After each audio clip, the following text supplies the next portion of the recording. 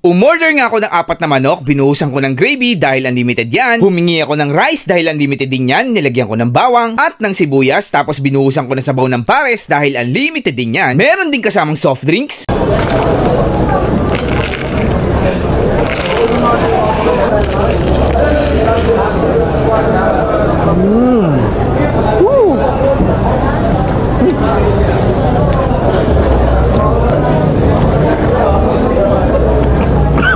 At kung natakam ka doon, hulaan nyo guys kung magkano yan at panigurado, isa na naman to sa bagong sulit na food tripan na pwede nyong puntahan.